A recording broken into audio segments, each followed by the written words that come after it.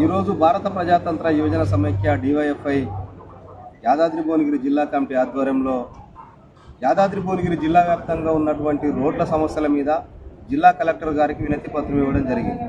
ఏదైతే ప్రధానంగా యాదాద్రి భువనగిరి జిల్లా కేంద్రం నుంచి రామన్నపేటకు వెళ్లే రోడ్డు గుంతలమయంగా మారి అనేక ప్రమాదాలు జరుగుతున్నాయి. రాత్రి సమయాలలో వర్షాకాలంలో వస్తుంటే రోడ్లు కనిపించక కూడా అనేక మంది రోడ్ల మీద పడి అంగవైకల్యం కూడా పొందినటువంటి పరిస్థితి ఉన్నది. అదేవిధంగా జిల్లా కేంద్రం నుంచి జిల్లా కలెక్టర్ కార్యాలయానికి వచ్చే దుర్మార్గం ఏంటంటే పరిపాలనాధికారి కార్యాలయానికి వచ్చే రోడ్డు కూడా గుంతలమయంగా మారి ఇలా అనేక ప్రమాదాలు జరుగుతున్నాయి.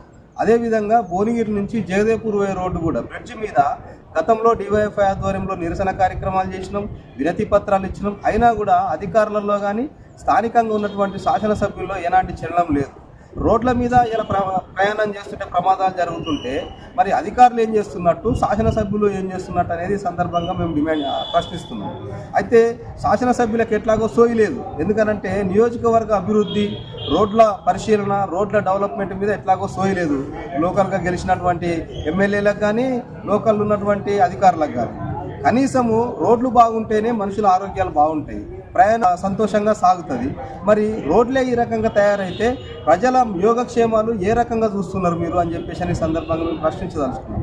కాబట్టి వెంటనే భువనగిరి నుంచి రామన్నపేటకు వెళ్లే రోడ్డు, భువనగిరి నుంచి జగదేపూర్ వెళ్లే రోడ్డు, భువనగిరి జిల్లా కేంద్రం నుండి కలెక్టర్ కార్యాలయానికి వచ్చే రోడ్లు ఏదైతే గుంతలమయంగా మారిందో వెంటనే వాటిని గుంతలను పూడ్చి ప్రజలకు ఉపయోగంలోకి తీసుకురావాలని చెప్పేసి డివైఎఫ్ఐగా మేము డిమాండ్ చేస్తున్నాం. లేకపోతే మొత్తం ఈ 4 మండలాలకు సంబంధించినటువంటి ప్రజలను, యువతను సమీకరించి ఆర్ఎండ్బి కార్యాలయం ముట్టడి పెడతాం.